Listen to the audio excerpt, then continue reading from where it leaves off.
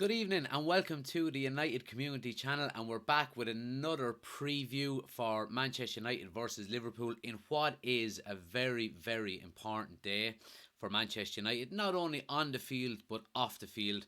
Obviously, we have a lot of protests going on outside of Old Trafford, which will be happening pre-game in relation to the Glazer out movement. So it's going to be an important day at Old Trafford today, I have to say. Obviously, there is a lot of emphasis on the protests that are going to happen today. But I think, look, we're going to try and keep this as, I suppose, football based as possible on this short enough video. One thing I would say about the protests is absolutely I'm all behind it. I do think, the pressure needs to be kept on these owners. And I do think we need to, you know, eventually get rid of them. I think our club has been in steep decline ever since they took it over, and I don't see that improving in any way, shape, or form until they're gone. Obviously, there's been a lot of reaction in relation to the news that there could be a potential buyer for Manchester United. And we can see instantly then that, an awful lot of money has been thrown at players in the transfer window. We've signed Casemiro, we're going back in for Anthony, Gakpo seems to be on the list as well. And it's a recurring theme with Manchester United and their owners that when protests like this and pressure like this does come on, they throw money at the club and at players and trying to sign players. And I think it's a reaction in relation to this. I think they're worried. I think they're on the ropes, and yeah, I think they're just trying to keep the fan base as quiet as possible. And I think what was very good to see about it was, you know, when it broke on Twitter that we had signed Casemiro, the overall feeling was, okay, great, Glazer's out, which was brilliant. Manchester United are getting a world class central midfielder, but the fan base at a whole nearly didn't bat an eyelid, and stayed focused on the job that was in hand, and that was getting the Glazers out. In relation to Casemiro, I think it's a fantastic signing. I think it's something that we have needed now for 2 or 3 seasons, and I'm all for it. I do think we need a lot more than Casemiro. I hope we can get signings. If I take signings out of the context of Glazers out, obviously we want our team to do as well as possible, regardless of who the owners are. I think we do need more signings, and I hope we can get some more signings in over, the next maybe week to 10 days. But yeah, I suppose, look, let's get on to the preview, guys. And obviously, look, it's Manchester United, Liverpool.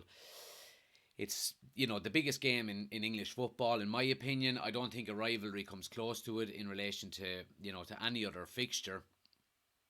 But on the offset and looking at it, as a whole, it's hard to look at anything less than a Liverpool victory. Now, obviously, Liverpool haven't got off to a great start either.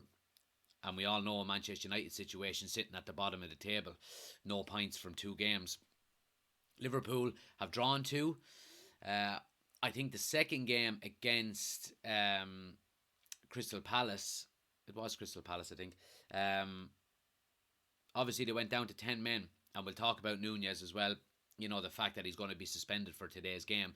But I do think that they played extremely well with 10 men. And, I think if they had 11 men on the pitch for the entirety of the game, they would have won that game, I think. So, look, I don't think Liverpool are in as bad a position as people may think in relation to their performances. Obviously, their first game against Fulham, they did slip up, you would have to say. But look, I'm not going to take anything for granted here. I'm not going to get carried away in any way. I do think Liverpool are going to be strong. Even if their £100 million striker isn't starting, I think they do have enough cover. If we were looking at, the fact that Nunez is going to be suspended, I do think they have. Yeah, obviously they still have Roberto Firmino there that can come straight back into that number 9. They've also got Diogo Jota that could come in as well. Obviously their main threats, I do think, are on the wings. You're looking at Salah and Diaz either side. I think Diaz has been sensational in the, especially last week. He was very good. So look, I think Liverpool are going to be very strong.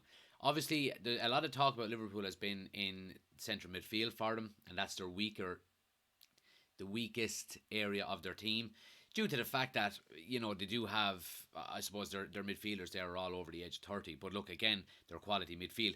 I mean, if Manchester United or any team in general were looking to, maybe get a foothold in the game, it would be in midfield. But obviously, our midfield is absolutely rubbish as well. So look, I have to be honest. I do think Liverpool should win tonight. Again, it all depends on, and I think the protest will have a lot of bearing on maybe the atmosphere within the ground. Is it going to be a situation where the protests outside, do they bring a negative atmosphere into the ground, or do they bring an atmosphere into the ground where we can get behind the team, and bring that energy and just turn it into positive, in Old Trafford? That remains to be seen. I do think if they can, leave the anger and the frustration of the Glazers outside of the stadium, and once fans do get into the stadium, turn that into a positive and get behind the team, I think it'll give us a much better chance. And I could see Old Trafford absolutely rocking in relation to to atmosphere. There is talks that Casemiro is going to get unveiled at Old Trafford. This is a new thing that Manchester United have been doing. Obviously, we done it with Varane last season. I think it's a terrible time to unveil a new signing like that, given the tension and the atmosphere that could potentially be in the ground. And it's not Casemiro's fault in any way, so it's going to be interesting to see there. But look, getting on to Manchester United, and I'll do the starting 11 here. Obviously, two very, very poor results for Manchester United, and I do think Erik ten Hag needs to make changes. I think he needs to be strong in the changes he makes, and I certainly think that we'll see. Let's get into it. I'll show you what my starting 11 is.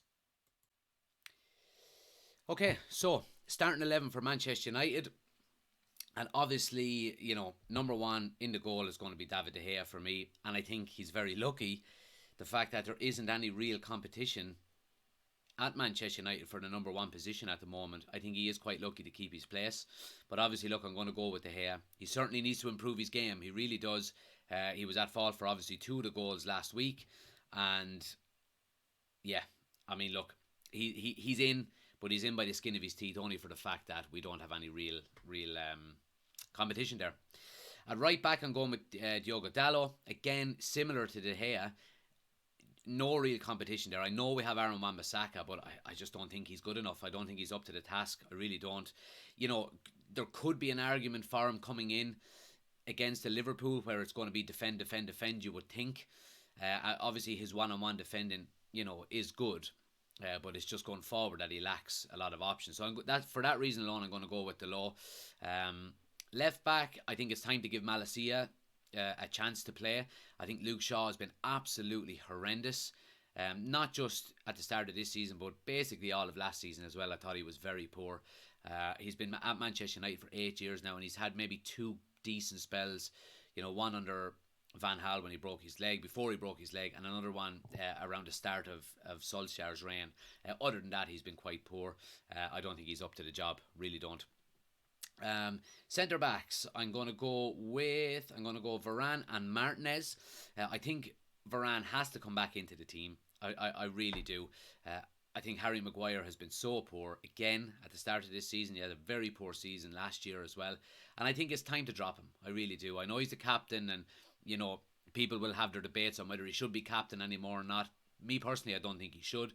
But again, there's not an awful lot of people and players within that squad that deserve to take the captain's armband either. So, yeah, I think he has to be dropped. Look, a lot of the talk last week as well was about Martinez and his height and the fact that Ivan Toney basically dominated him. Look, I do think he's going to need time to bed in. I make the argument that name me a player who's improved, any player that's improved playing alongside Harry Maguire. And I think for that reason alone, I would like to see him teamed up with Varane. I mean, Varane is the best central defender we have. Absolutely. I can't really explain why he would be on the bench. So obviously he needs to stay fit. That's a given. But look, that would be my centre back partnership.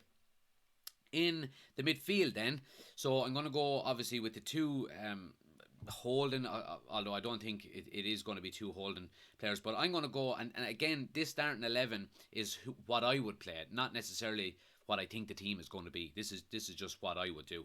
I'm going to go with Garner and Van de Beek. I think, obviously, I mean, look, the reports had suggested that that James Garner and Manchester United were open to parting ways with each other. I think it's, I can't figure it out, to be quite honest with you. I think he deserves a chance. Now, obviously, you're going to be bringing him into one of the biggest games of the season, but what have we got to lose? I don't think we can have a worse performance collectively than we did in the last two games, especially the game last week against Brentford. So, look, I'm all for giving these guys a chance. I think they deserve it. I don't think McTominay and Fred deserve to keep their place. They've had two very poor games, both of them. So for that reason, I would completely change it up and give Van de Beek and Garner a chance. Ahead of them, I would go with Christian Eriksen. And again, this of course means that Bruno Fernandes is dropped. But another player that deserves to be dropped. His performances haven't been good enough. He's been petulant. He's been throwing his hands up in the air. He's been moaning about every decision that either goes against Manchester United or a decision that they don't get. His performances have been nowhere near good enough. And I think for that reason alone, he deserves to not play. Up front then, on the right hand side, I'm going to stick with Jadon Sancho. Look, again, his performances haven't been overly good, but I do think that he's probably the best option we have for that right side.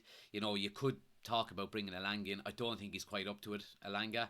I think maybe he should be put out on loan for a year to get some first team football, get some experience underneath his belt. So for that reason, I'm going to go with Sancho.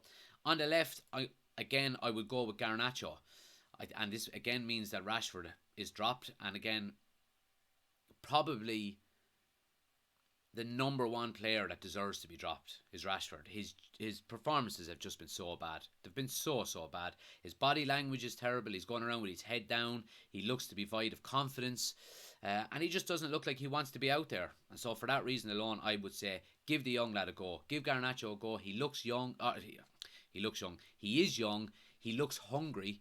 And he looks like a player that wants to, make a statement and make a name for himself. So for that reason alone, I would give it to him. And I think he's certainly good enough to go out and do it. And up front then, I'm going to go obviously with Cristiano Ronaldo. Now, there is reports that Martial is available for tonight. Again, he's coming back from an injury. He more than likely won't start. And I more than likely wouldn't start him either, given the fact that he's just back from an injury. So I would go with Ronaldo. He's used to big games. He's used to, the big occasions. So, for that reason alone, I would go with Ronaldo. Again, look, I mean, there's massive changes there. We're looking at Maguire, Shaw, McTominay, Fred, Bruno, and Rashford. So that is 6 changes. Do I expect 6 changes to be made? Probably not. But that's the team that I would play with. I think we deserve changes. Not that we deserve changes, but I think the players that haven't been getting starts, I mean, what are they to be thinking if they're looking at these players putting in week after week poor performances and they're not getting a chance? I think they deserve a chance. And I hope Ten Hag does make changes. I hope he's strong enough to do it. I hope he's strong enough to drop the big name players like we mentioned there. But look, in relation to a score prediction, I can't look past Liverpool coming out with a win here. So I'm going to go with 2-0 to Liverpool. I think they're a better team than us. It is a shame the likes of Casemiro isn't going to be available for this game. Again, I don't know what I suppose impact he is going to have. You would hope he's going to have a big impact. But look, for the team that we have out and the players we have available, Liverpool are by far the strongest team. So I'm going to go with a Liverpool victory. I hope I'm wrong. I really, really do hope I'm wrong. But if I'm using my head over my heart here, it has to be a Liverpool victory. So that's why I'm going 2-0. But yeah, that's it, guys. Let me know your score predictions in the comments below. And let me know if you would make any changes to that starting 11. If you would go with anything different. I'd love to know what you think in the comments below. Please like and subscribe as well if you haven't already done so. And we're going to be back obviously tonight for the watch along, Manchester United versus Liverpool. We're going live at 7:30 on our YouTube channel and on TikTok as well. So make sure you're liking, subscribing, sharing, all of that good stuff. And we'll see you at 7:30. Take care.